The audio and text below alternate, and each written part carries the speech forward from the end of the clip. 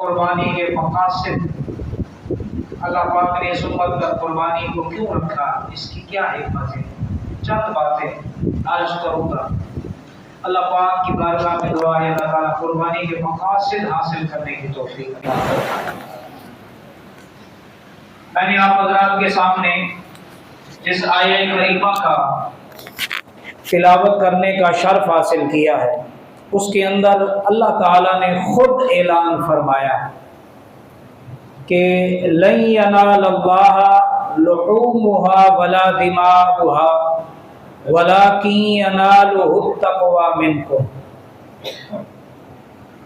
तुम्हारा ये जो कुर्बानी का जानवर ज़बह करना है, ना तो इसका गोश्त और ना इसका खून, इन दोनों में से कोई चीज़ अल्लाह को नहीं पहुँचती, ना इसकी उसे ज़रूरत है। वलाकिन यनालुहु तक़वा मिनकुम, लेकिन अल्लाह के यहाँ जो चीज़ पहुँचती है या जो अल्लाह तबारक व तआला तुम्हारी देखता है, वो है तुम्हारा तक़वा, वो है तुम्हारा इखलास, वो है तुम्हारी अच्छी नीयत।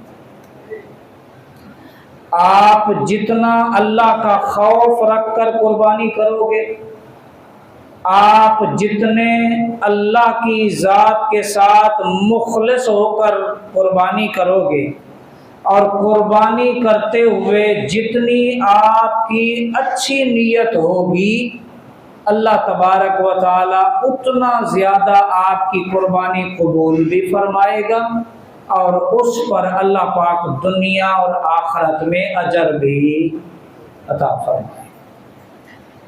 तो अल्लाह पाक ने यहाँ पर एक बहुत बड़ा अपनी मखलूक को, कुर्बानियाँ करने वालों को पैगाम दिया कि तुम्हारी कुर्बानियाँ करने का सबसे बड़ा मकसद जो रब चाहता है वो है कि तुम मुत्तकी बनो, तुम परहेजगार बनो और तुम मुखलिसीन में से शुमार हो। ये जो तक़वा और इखलास है, ये दोनों लाजिम मलजूम है। यानी जो मुत्तकी होगा, अल्लाह से डरने वाला होगा, जिसके दिल में खौफ खुदा होगा, वो मुखलिस भी होगा, और जो मुखलिस होगा वो ज़रूर अल्लाह का खौफ रखने वाला भी होगा। एक तो परहेजगारी तक़वा, और तक़वा क्या है? यानी गुनाहों से इज्तिनाब करना। आप कुर्बानी कर रहे हैं तो अल्लाह पाक ने क्या फरमाया है? या अय्युहल्लज़ीना आमनू कुलू मिन तय्यिबात मा रज़क़नाकुम।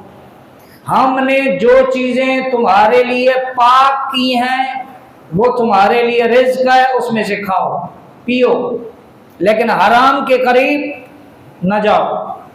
तो इससे हमें यह भी पता चला कि कुर्बानी उसी की कबूल होगी जिसने रिज़्क़ हलाल के पैसों से कुर्बानी का जानवर खरीदा होगा या हिस्सा डाला होगा। अब किसी ने सूद का कारोबार किया हो या किसी बहन भाई का हक मार के दबा के और उन पैसों से वो कुर्बानी का 20 लाख रुपए का भी भले जानवर ले आया हो, या सारा दिन वो दफ्तर में बैठ के रिश्वत के पैसे बटोरता रहा हो, या किसी नाजायज जराए से उसने माल कमाया हो, और इन दिनों में अगर वो 50 लाख रुपए की, 1 करोड़ रुपए की भी अगर वो कुर्बानी करेगा तो अल्लाह हराम माल को कबूल नहीं फरमाता। करोड़ के मुकाबले में अल्लाह 1 रुपया हलाल का हो उसे पसंद फरमाता है, कबूल फरमाता है। तो इससे पता चला अल्लाह पाक है, और पाक जानवरों को अपनी बारगाह में जो बंदा अल्लाह की रजा के लिए पाक माल से खरीद कर ज़बा करेगा, अल्लाह पाक उस बंदे को जरूर गुनाहों से पाक फरमाएगा। क्या है, जरूर उसे क्या करेगा, गुनाहों से पाक फरमाएगा। और जो बंदा हराम माल लगा के जानवर खरीदे और वो अल्लाह के रास्ते में पेश करे तो अल्लाह पाक उसे कबूल नहीं फरमाएगा। और इसमें एक तीसरी चीज भी हमें पता चला, मकसद कुर्बानी वो क्या है, वो ये है कि कुर्बानी करनी है खालिसतन अल्लाह की, क्या, खालिसतन अल्लाह की रजा के लिए। अगर आपने कुर्बानी की और उसमें आपने लोगों के दिखलावे को शामिल कर लिया कि मैं, लोग कहेंगे वाह जी इतने लाख रुपए का जानवर ले आए, तो अल्लाह तबारक व तआला फरमाता है कि फिर मैं रियाकारों की जो अमल मेरे लिए किया जाए और उसमें लोगों की वाह भी शामिल कर लिया जाए तो मैं फिर उस बंदे के उस अमल को कबूल नहीं फरमाता। तो इसलिए कुर्बानियां करनी है किसके लिए, अल्लाह की रजा के लिए। कुर्बानियां करनी है किसके लिए, अल्लाह की रजा के लिए, खालिसतन अल्लाह की रजा मकसूद हो। तो इंशाल्लाह ये जानवर आपकी मगफिरत का सबब भी बन सकता है, ये जानवर पुल सिरात से आपकी सवारी भी बन सकता है, ये जानवर का चमड़ा, ये जानवर की हड्डियां, ये गोश्त, ये सब आपके नामा आमाल के नेकियों वाले तराजू में भी रखा जा सकता है, जिससे आपको दुनिया आखिरत की कामयाबियां मिल सकती। एक मकसद ये है।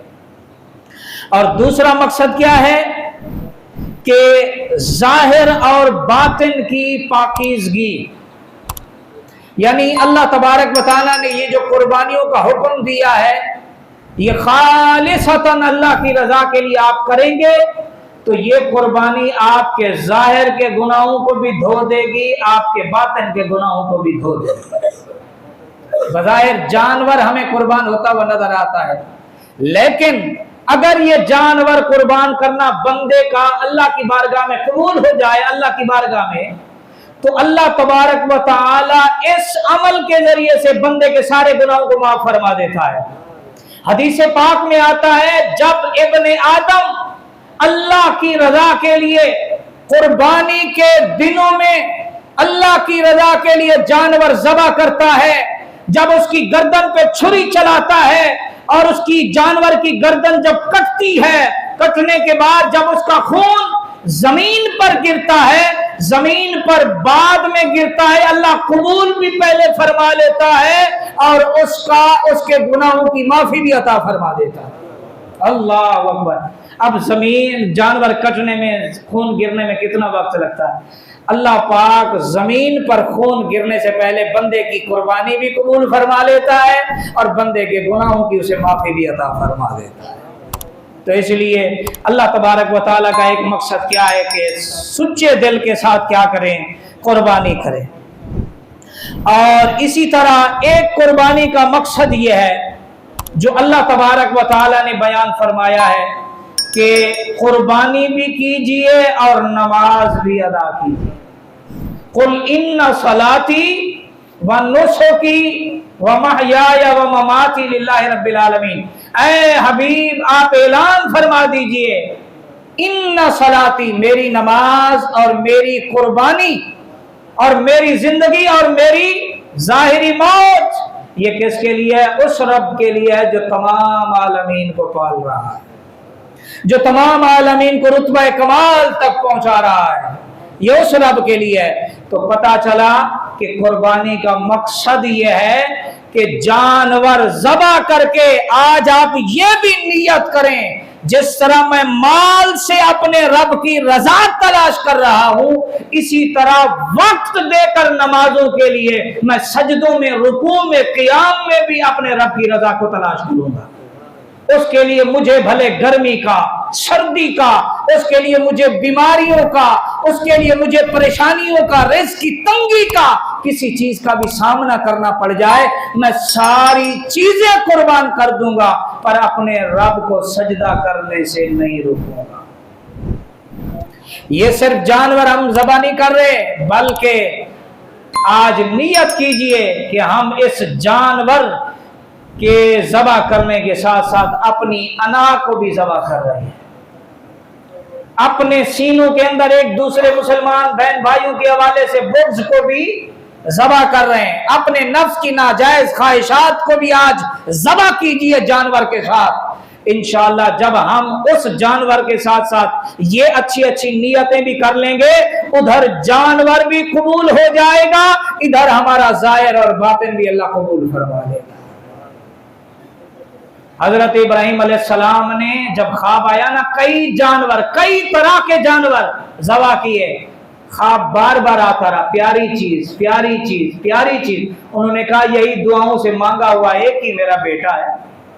उन्होंने बेटे से कहा, वो ज़बह किया, बस अल्लाह पाक देखना चाहता था कि मेरा खलील मेरे साथ कितना मुखलिस है।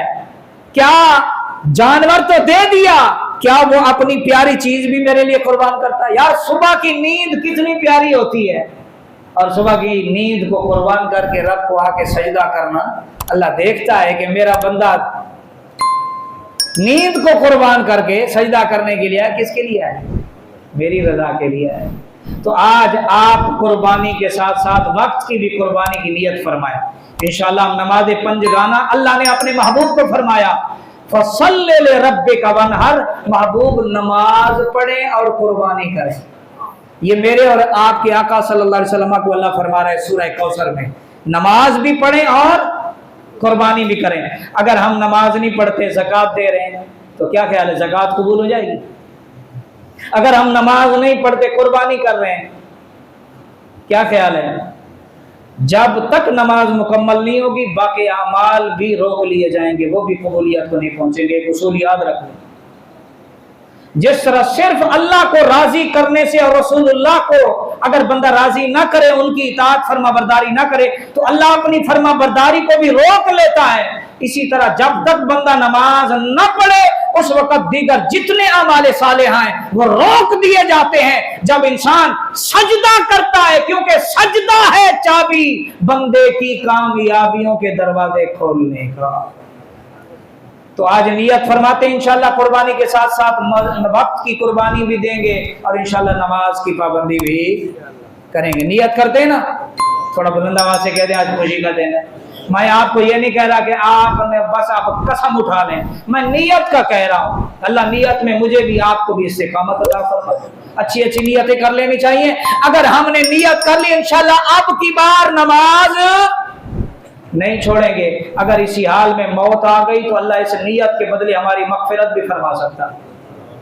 हुजूर की उम्मत पर यह करम है कि साबका उम्मतें कुर्बानियां करती थी, वो कुर्बानियों का गोश्त उनके लिए हलाल जायज खाने के लिए नहीं था, लेकिन हुजूर की उम्मत के लिए हलाल कर दिया गया। खाओ भी सही, खिलाओ भी सही, खुद भी खाओ, दूसरों को भी खिलाओ। अल्लाह अकबर, अल्लाह अकबर। लेकिन हुजूर नबी पाक सल्लल्लाहु अलैहि वसल्लम की उम्मत पर यह करम है कि अगर बंदा नमाज ना भी पढ़े, नमाज पढ़ने की नियत कर ले तो नियत पर भी अल्लाह एक अजर अता फरमा देता है। तो नियत किया करें, अल्लाह से दुआ किया करें, अल्लाह अच्छी नियत की है, मुझे इस पर इस्तिकामत दे और कामयाबी अता फरमा। अल्लाहु अकबर, अल्लाहु अकबर।